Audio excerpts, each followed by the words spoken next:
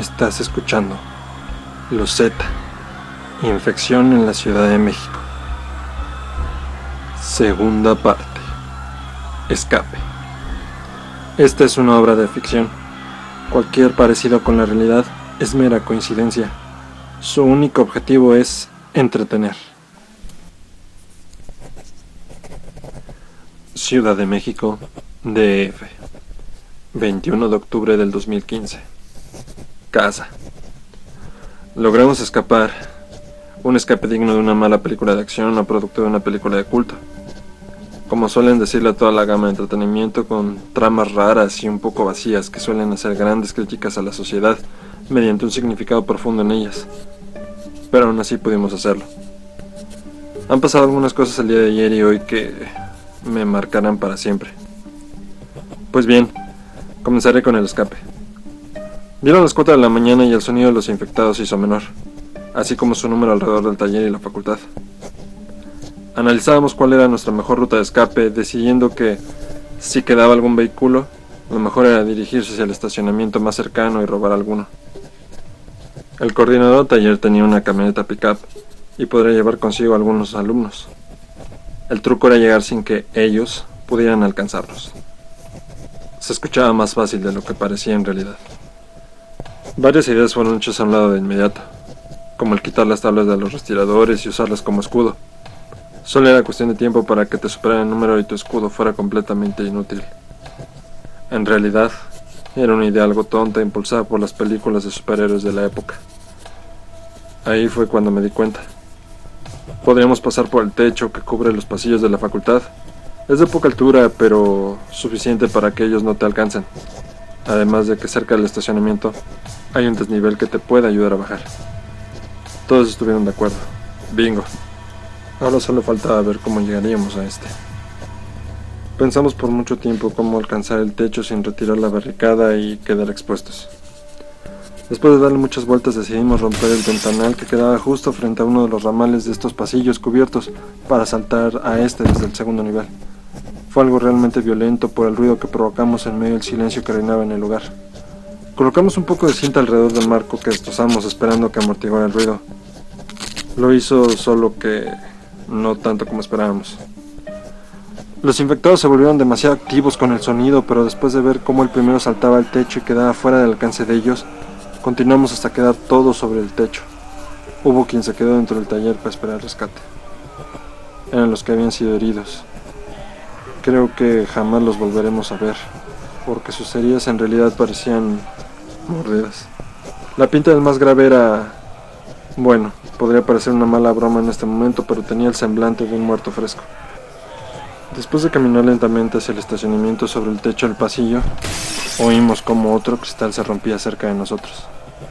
Era el taller donde se encontraba la novia de Fernando y, para nuestra sorpresa, ella era la primera que saltaba. Parecía ser que la situación se había vuelto un poco difícil ahí adentro, pues se llevaba a cabo una batalla en ese edificio, en contra de algunos enfermos que parecían haber podido entrar. Algunos de ellos se despertaron de manera eufórica cuando la novia de Fernando salió, tratando de alcanzarla, pero sin lograrlo. Corrió hacia nosotros cuando un segundo individuo salía de su taller. Este cayó en seco sobre el techo, casi como si fuera un costal de papas, asomando los pies desde cosa que los infectados aprovecharon para tirar de él.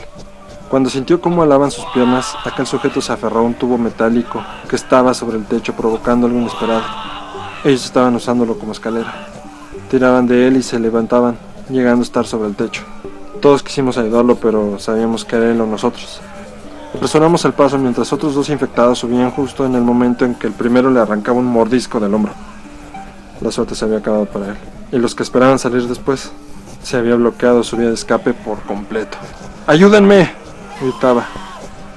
Jamás olvidaré su voz, el grito que profirió. Un chillido similar al de un animal siendo sacrificado. Llegamos al estacionamiento, y el grito que había dado aquel chico activó a los enfermos que estaban alrededor, unos 4 por lo menos, muchos más tras nosotros. Comprobamos que al menos 6 autos se encontraban en el estacionamiento y en buen estado, algunos con las puertas abiertas. Sabíamos que el tiempo era apremiante, así que todos saltamos y nos dividimos en 2 grupos. Mis amigos me acompañaron y el coordinador, otro de mis amigos, se separó de nosotros hacia su camioneta. No esperó a que nos pusiéramos en movimiento. Solo subió y arrancó con su grupo. No lo culpo. Tiene una familia por la cual velar. Tras esto, encontré el auto de Horacio, un Astra de color blanco. Tenía la puerta abierta y temía lo peor. No había nada en su interior. Solo las llaves tiradas junto a algunas gotas de sangre que también se esparcían sobre el costado del vehículo hasta llegar a un enorme charco. Pobre Horacio, eso decía una parte de mí. La otra se sentía aliviada de no haber sido yo. No cabíamos todos, así que pedí que los demás buscaran algún otro auto con las llaves casualmente puestas. Encontramos otro automóvil rojo. No sé cuál era el modelo o la marca, pero recuerdo que tenía como adorno un oso de peluche en la parte de atrás. Era probablemente de una de las chicas de la facultad. Tras esto, nos acomodamos en los vehículos cuando dos de los infectados trotaban hacia nosotros. Fue un escape rápido, un escape de ensueño. ¿Cuántas veces te podrías encontrar en un auto con las llaves puestas para que puedas escapar de inmediato? ¿Batería completa? ¿Tanque lleno? Fue una suerte que no se volverá a repetir, de eso estoy seguro. Mi plan era que me siguieran hasta mi casa, esperando que todo fuera normal ahí. Así que pensé en cuál era la ruta más directa y segura, pues si las colonias que rodeaban a CEU estaban en la misma situación, sería un error meterse en las calles estrechas de estas. Pensé en la estación del Metro Universidad, de ahí salir por Delfín Madrigal hasta Avenida Aztecas, y seguir por esta hasta llegar a mi hogar. En el trayecto nos encontramos a Selene y Leo, quienes también habían escapado de algunos infectados subiendo al techo de uno de los baños de la Facultad de Química cercanos al circuito. Una proeza, ya que Leo es de más baja estatura que la mayoría de nosotros. Les hicimos lugar en los vehículos y pronto llegamos a la salida de la estación Universidad. El camino fue lúgubre.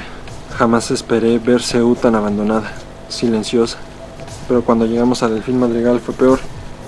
También era una avenida medianamente transitada y se encontraba completamente desierta.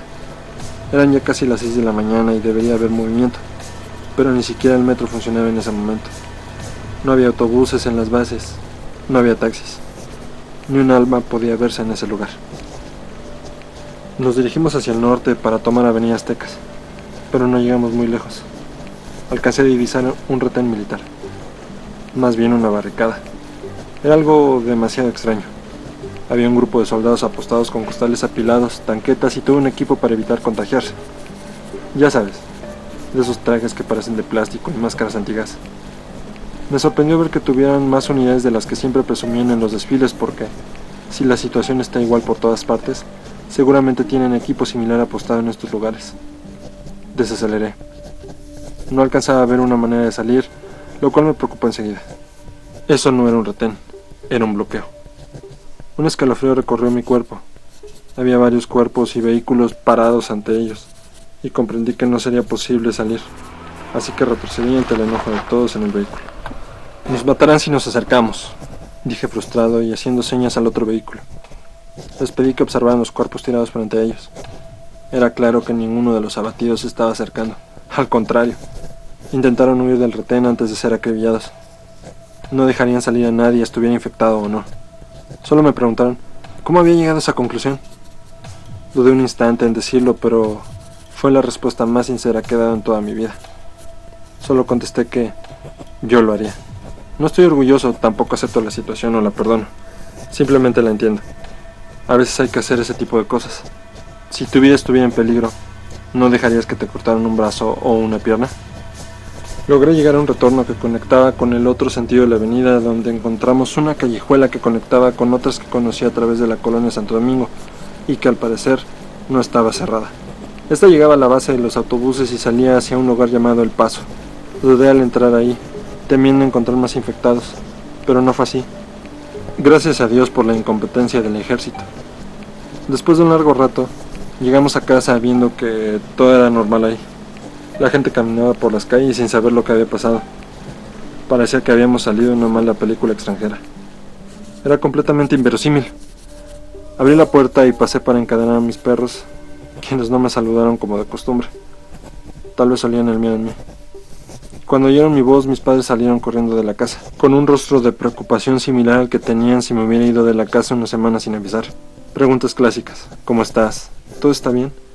Mis amigos pasaron y comencé a explicar todo cuando el resto de mi familia salía de cada una de sus casas. Es un terreno grande, así que existen 4 casas dentro. Explicamos todo y ellos nos informaron que a partir de antier Se cerraron las escuelas a cualquier nivel, incluyendo la universidad, debido a un pequeño incidente con un infectado en el campus. ¿Un infectado? ¡Maldita sea! Si supieran lo que tuvimos que pasar. Además se declararía ley marcial esa misma noche, estableciendo un cerco sanitario entre el sur y el norte de la ciudad. ¿Cuál está infectado? No lo sé. Gracias a eso, la mitad de mis amigos está varada en mi casa. Los demás vivían cerca de Ceú, solos. Cenamos un poco y todos caímos en un sueño profundo. No nos importó lo pasado. No dejaba de escuchar a aquel chico gritando. Tal vez pudimos ayudarle. Al día siguiente, todos nos despertamos casi dando las 12 del día. El pasar en vela toda la noche rodeados de enfermos no nos ha sentado nada bien. Sigo sin comulgar con la idea de llamarlos muertos vivientes. Simplemente mi parte lógica no lo puede aceptar. Debe de haber alguna razón para que parezcan muertos. Catalepsia o algo similar. Pensándolo bien, catalepsia será algo verdaderamente estúpido de imaginar. Alguna vez oí que en Haití algunas personas untaban veneno de algún tipo en el cuerpo de la persona, haciéndolas pasar por muertos. Tal vez sea algo similar, no lo sé. Tras desayunar, muy a regañadientes, salimos hacia los domicilios de dos de mis amigos, Maribel y Alonso. Maribel es del Estado de México, mientras que Alonso es de Tlaxcala, pero ambos rentaban departamentos cerca del Metro Copilco, el cual es colindante a una de las entradas a Ciudad Universitaria. Hemos acordado que sería mejor que se quedaran con nosotros para poder permanecer juntos, por lo que solo pasaron por ropa y algunos artículos personales. Por su parte, Oscar decidió ir a su casa, ya que vive algo más alejado de Ciudad Universitaria. Lo acompañamos hasta ella y vimos cómo sus padres los recibían con los brazos abiertos. Fue un alivio para ellos. Leo vive más cerca de Ceú y es novio de Selene, mientras que Selene es hermana de Ana, que es novia de Oscar. Ambas chicas son del estado de Guerrero, algo complicado. Resolvimos que ambas chicas se quedaran en mi casa junto con Leo mientras Oscar regresaba con sus padres. Cuando regresamos, los padres de Fernando ya habían ido por él y su novia Tamara. Al final, todos se pudieron comunicar con sus padres menos Leo. Le inquietó debido a que su madre no contestara el teléfono a la hora que solía estar. Intentó con su teléfono celular, pero obtuvo el mismo resultado. No lo he dicho, pero tal vez sea porque aislaron la zona. Otra parte de mí piensa lo inevitable. Prefiero no escribir sobre eso. Ya son las 7 de la noche. Horario de verano todavía. Los soldados recorren las calles montados en camiones o jeeps con sus trajes especiales. Creo que dormiré temprano el día de hoy. Sigo escuchando el grito de aquel chico.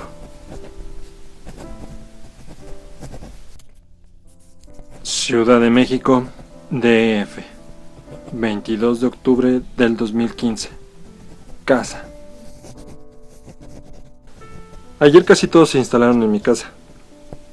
Tal vez mis sillones no sean mucho y estén algo duros, pero son más suaves que el piso de mi taller. Me pregunto si alguna vez lo volveré a ver. He hablado con toda mi familia, pero parecen algo incrédulos. Como si acusáramos de alucinaciones provocadas por el estrés. No los culpo. Si me hubieran contado eso a mí sin haberlo presenciado, tampoco lo creería. Claro, el estrés del momento no me permitió tomar ni una sola fotografía con mi teléfono celular. No soy tan estúpido como para tomarme una selfie mientras algo está intentando comerme. Hashtag aquí con los infectados. Hashtag casi me matan. Hashtag como en las películas. Hashtag mañana no tenemos clases. Hashtag sin filtro. Acabo de tener un flashazo de recuerdos y vino a mi mente ella. Aquella infectada que me miró con aquellos ojos negros y embistió contra la puerta. Debo de dejar de pensar en eso. Desayunamos de nuevo todos juntos. Se nos hace más leve la situación en esos momentos. Los nuevos rostros son bienvenidos en la mesa. Después de eso y hacer los quehaceres de la casa, no hubo más por hacer. Nos vino a la mente salir a jugar básquetbol en el parque cercano o ir a una plaza comercial, pero para nosotros la muchedumbre era sinónimo de infectados. Él me pidió que lo dejase de llamar así y que los llamara por lo que son, muertos vivientes, pero me rehúso a usar ese término. Hasta que yo no pueda oír una opinión médica o científica de la cual confiar, no aceptaré tal cosa. Además, conozco bien el tema, soy fan de los videojuegos, novelas, cómics, películas y series de televisión sobre el género. Y si algo he aprendido en toda esa base de datos, es que si son muertos vivientes, las cosas no terminarán bien. Por lo pronto dedicaré el día a que mis perros se acostumbren a nuestros nuevos inquilinos. No soporto oírlos ladrar cada vez que los ven cerca de mi puerta o de la ventana. Nota adicional.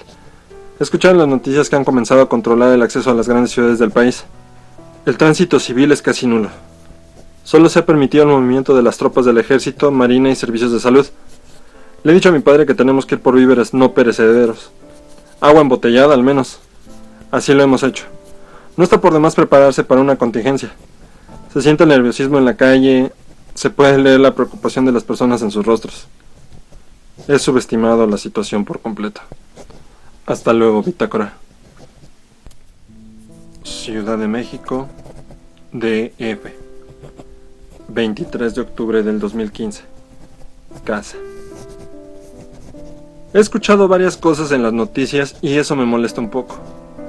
Creo que, como siempre, los medios actúan bajo la indicación del gobierno. Siguen sacando noticias acerca de nuevos incidentes, pero sin imágenes que las respalden.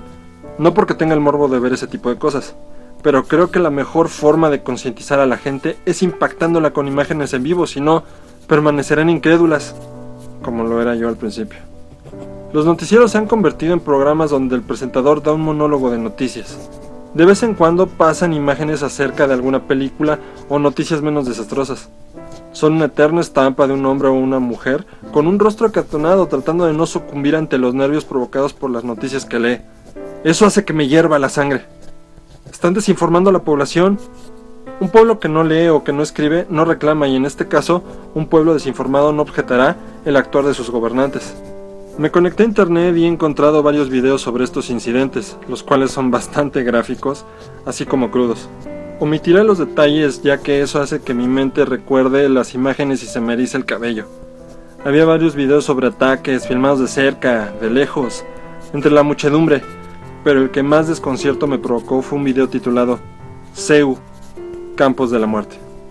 En este video se mostraba cómo dos tipos se habían colado dentro de Ciudad Universitaria, algo completamente imprudente, y habían entrado a mi taller para subir a la azotea. Desde ahí tenían una toma espectacular del edificio de la rectoría, la biblioteca central y las islas, siendo en estas donde se había colocado una especie de campamento médico improvisado. Era un sitio rodeado por una barda plástica translúcida de alrededor de 20 metros de ancho por 60 de largo. Dentro se dividía en dos partes, una donde parecía haber infectados y otra donde, según lo que narraba el chico del video, tenían a todas las personas que se encontraban en CEU al momento del brote. Probablemente ahí se encuentran los que se quedaron en mi taller. A ambos grupos solo los separaba una malla ciclónica. Todo esto era protegido por personal del ejército enfundado en trajes de asbesto. Aclaración que mi madre hizo favor de hacerme, algunos en color amarillo y otros con camuflaje.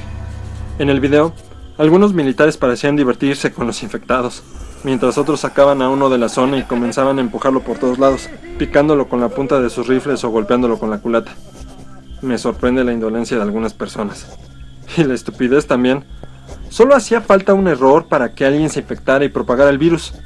En el video, unos segundos después, se alcanzó a oír un grito de uno de los refugiados no infectados. Al parecer, varios infectados lo alcanzaron a través de la malla y jalaron de su brazo para atestarle varias mordidas. El personal militar reaccionó dejando a otro sujeto libre, quien, confuso, si así se puede decir, se alejó del lugar tambaleándose. Increíble. Después quise reproducir de nuevo el video para mi familia, pero había sido suprimido por abuso y faltas a las condiciones casi al instante. Censura es la palabra que viene a mi mente. Después de esto, acompañé a mi madre al mercado, seguido de Erin, Elisa y Alonso. Al parecer, también están algo inquietos. Caminamos 2 cuadras y llegamos al mercado, pero descubrimos con pesar que el bloqueo ha golpeado fuertemente al comercio.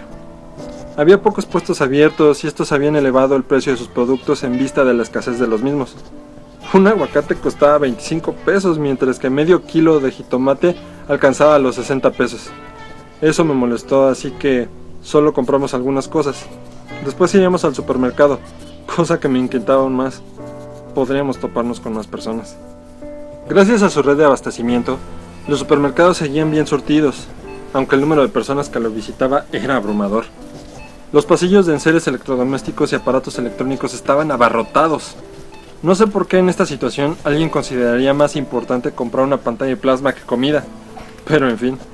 Viva el apagón analógico, creo. Algunos más listos compraban medicamentos, pero del orden de antigripales, aspirinas y antidiarreicos. Creo que no pensaban en antibióticos.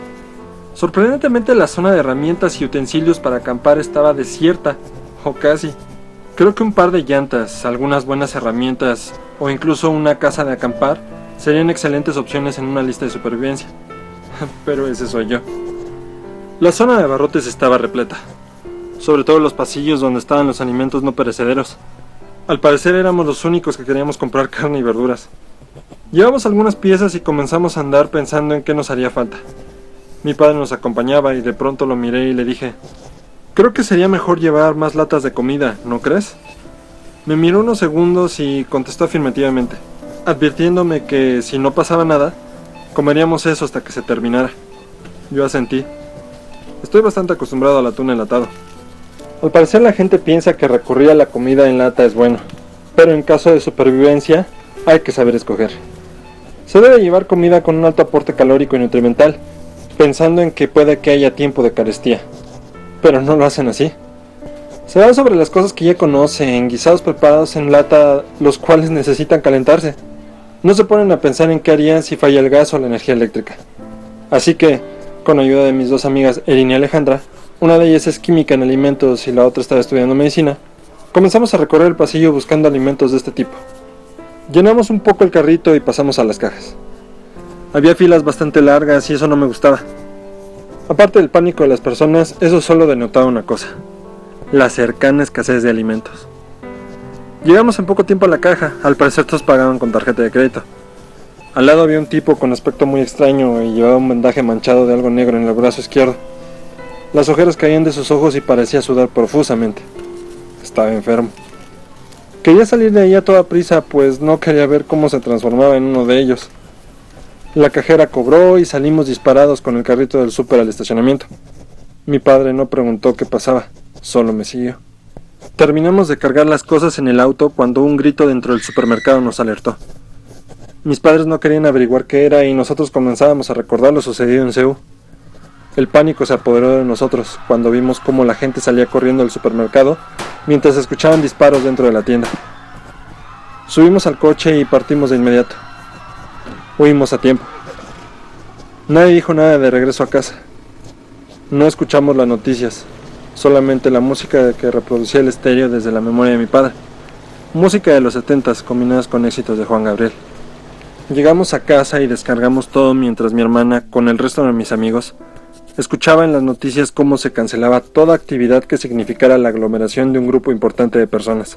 Cierre de mercados y supermercados, así como centros y plazas comerciales. Era de esperarse, aunque sea un poco tarde para eso. Qué bien que pensamos en traer más alimentos, por lo menos no moriremos de hambre gracias a todas las latas de frijoles y otras cosas que compramos. Es tarde, quiero dormir, pero comienzo a ver la cara de aquella enferma combinada con los gritos de aquel chico. Tengo que dormir. Hasta mañana, bitácora. 24 de octubre del 2015. México, DF. Casa. Hoy fue un día tedioso y algo estresante. He descubierto por qué a veces las condiciones de hacinamiento provocan altos índices de estrés que conllevan a distintos malestares físicos en el ser humano. En pocas palabras, hay fricciones entre nosotros. En fin, poco después de que llegáramos al supermercado, Leo nos dijo que sentía la obligación de irse y buscar a su familia, ya que se encontraba muy preocupado sin tener noticias de ellos. Le dijimos que era ya algo tarde, y que si así lo deseaba, al día siguiente lo acompañaríamos para que llegase seguro a su hogar, y así lo hemos hecho. Claro, no sin convencer a Selene de que es mejor que se quede en mi casa con su hermana. La casa de Leo no quedaba lejos de la mía, pero sí se encontraba cerca del perímetro que había establecido el ejército y la Secretaría de Salud alrededor de Ciudad Universitaria, muy cerca de la estación Metro Copilco. Nos sorprendió ver lo tranquilo y silencioso que era aquel lugar cuando llegamos, debido a que, por lo menos a esa hora, era un lugar donde el bullicio era común denominador de todas las actividades que ahí se llevaban a cabo. Antes, hubiéramos encontrado varios camiones aparcados en línea, esperando salir con pasaje del paradero, comerciantes ambulantes y estudiantes de la universidad, pero ahora estaba solo. Llegamos a nuestro destino casi con el corazón en la garganta, al sentir que el motor de la minivan de mi familia rompía el silencio como si fuera algo estruendoso. Leo salió inmediatamente cuando nos detuvimos, pero le indicamos que esperaríamos por él afuera, por si era necesario, y que por favor nos avisara para estar más tranquilos. Así lo hizo. Unos minutos después de que Leo entrara al edificio donde vivía, regresó trotando y con un rostro más aligerado en su preocupación, diciendo con la voz entrecortada por la respiración que no había nadie en su casa, pero había una nota que dejó su madre diciendo que había salido a buscarlo y que si regresaba se quedara en casa. Tras esto, mi padre le dijo que tuviera mucho cuidado, que no confiara en las personas que le pidieran ayuda y si era necesario, siempre sería bienvenido con su familia en nuestro hogar. Y sin más que añadir, emprendimos el regreso a casa. Después de un rato, mi teléfono celular comenzó a vibrar indicando que tenía una llamada. Era Erin, y parecía bastante alterada. No paraba de decir que teníamos que ir por Oscar, que algo había pasado y que era urgente que lo recogiéramos. Miré a mi padre y él entendió que se trataba de una emergencia, así que le dije a Erin que no se preocupara, que me diera la dirección donde estaba Oscar e iríamos por él. Gracias a Dios, mi padre es un buen conductor, además de conocer la mayor parte de la ciudad como la palma de su mano. Si no, hubiera sido más difícil encontrar el camino. Oscar vivía cerca de la estación del Metro Zapata, una de las estaciones de la línea que corre desde Ciudad Universitaria hasta la estación Indios Verdes. Curiosamente, una de las estaciones está cerca de donde vive Leo, lo que me hizo pensar un poco más las cosas, ya que Erin me había dicho por teléfono que estaban clausurando temporalmente las líneas del metro de la ciudad, pues había ocurrido un incidente y no querían arriesgar a la población a usar el transporte donde el virus estuviera volando. Hasta ahora, fue lo que pensé. No creo que tenga mucha importancia. Tal vez es como la gripe. Si alguien enfermo entra a un vagón del metro y estornuda, el virus se mantendrá ahí durante un tiempo indefinido gracias a la adherencia que pueda tener con las superficies, a quien haya contagiado, a las condiciones climáticas especiales de los túneles, etc. Si alguien se enferma en el metro, lo más probable es que todos los que hacemos uso de él enfermemos. Logramos llegar relativamente rápido a la zona donde se encontraba Oscar, lo que nos dio una gran sorpresa, la cual sería rebasada con creces al ver el paisaje que se desenvolvía frente a nosotros. Una copia exacta de lo que vimos al llegar a la casa de Leo, un lugar desierto y calmo, con una pequeña diferencia. Había ropa y lo que parecía ser casquillos de bala por todos lados, algunas manchas resecas de lo que parecía ser aceite en el piso y unos 3 vehículos civiles abandonados a media avenida Cuauhtémoc. Detuvimos la minivan en el semáforo que está próximo a las oficinas de la delegación Benito Juárez y esperamos. Aproveché la calma para bajar a husmear un poco sobre aquella mancha de aceite en el piso y algunos de los casquillos que se encontraban en el suelo. Me acoclillé junto a la mancha y esta desprendía un olor a cobre que se quedaba en la lengua. No soy experto en esas cosas, tampoco sé mucho sobre sangre, pero sé por experiencia que su olor se detecta en la lengua de esa manera. Retrocedí por miedo al contagio. Logré divisar unos jirones de carne que no logré identificar sobre ella, ya resecos por el calor del asfalto cuando algo entre las sombras provocadas por unos árboles se movió. He aprendido desde nuestros 2 días cautivos en Cebu a ser más cauteloso, así que al detectar movimiento me acerqué hacia la camioneta sin dar la espalda a la dirección donde había detectado el movimiento. Topé con el parachoques y me sentí acorralado. Sabía que si daba media vuelta, el que estuviera acechando aprovecharía para atacar. De pronto escuché una voz familiar llamándome de entre los macetones. Era Oscar. Llevaba ahí escondido no sé cuánto tiempo, cargando 2 enormes bolsas camuflajeadas. Su rostro denotaba miedo, así que me apresuré a acercarme a él y ayudarle con su carga. Ya en la minivan y de camino a casa nos explicó todo. Hubo un incidente similar cerca de su casa y la gente corría despavorida. Para esto, él y su familia se encontraban en la calle en ese momento. Él logró apartarse y sujetarse de una señal de tránsito al ser empujado por la marea de personas, tan solo para ver cómo su familia era arrastrada por la corriente. Justo en la otra esquina, comenzó a oír gritos y supo que los infectados los habían acorralado en una pinza. Vio cómo llegaba el ejército y comenzaba a vaciar sus armas contra los infectados que alcanzaban a la muchedumbre. Al ver esto, él se refugió detrás de las líneas de defensa, pero pronto vio cómo los soldados eran rebasados y atacados por aquellos seres. Los disparos se habían vuelto indiscriminados, tanto en contra de los infectados como de las personas sanas. 2 soldados habían caído donde estaba la mancha de sangre, tratando de luchar. Uno de ellos lo vio y con su último aliento, logró gritar que tomara las bolsas que había dejado caer y que corriera. Lo hizo, pero no pudo correr. Se sentía acorralado y solo se acoclilló abrazado de las bolsas mientras los gritos y el sonido de las balas inundaba el lugar. solo pensaba en su familia. Cuando pensó que terminaría igual que el chico de mi facultad, los refuerzos del ejército llegaron y repelieron a los infectados. Y a los que no lo estaban. Recogieron los cuerpos y hablaban de ampliar el cerco. Algunos lograron verlo, pero él creía que se veía tan patético que no lo molestaron. Otros se burlaron de él. Me dijo que no se movió hasta que nos vio llegar en la camioneta. Regresamos a casa y no le pregunté lo más obvio. Su familia. Él sabía que los había perdido para siempre. Creo que ahora solo le reconfortaba saber que Ana y nosotros, sus amigos, éramos su nueva familia. Nos enteramos que después del cierre de las líneas del metro, estaban sacando a los pocos que quedaron dentro de los vagones y en los andenes.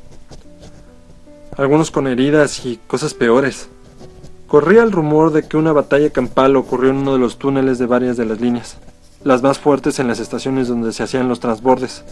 Se decía que Pino Suárez fue una masacre, y que los monumentos, al igual que la estación Tacuba, estaban cubiertos por trozos de carne, sangre y cuerpos.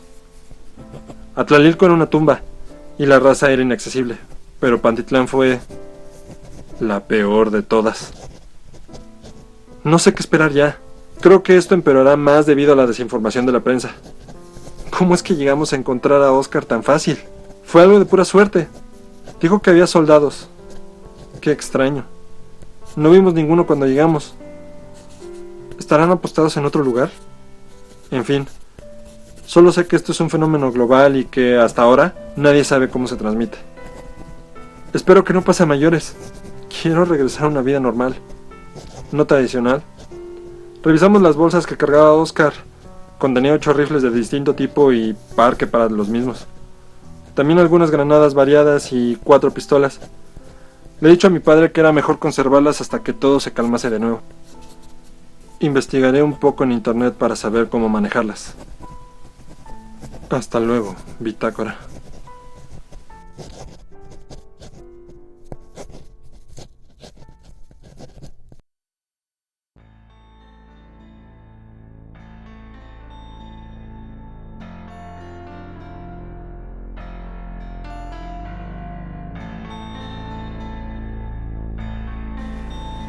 Gracias por escuchar este nuevo capítulo de Loseta, Infección en la Ciudad de México. Espero te haya gustado y puedas regalarnos un like. También no te olvides de suscribir. Síguenos en nuestra página de Facebook o en nuestra página de Wattpad. Links en la descripción. Hasta la próxima.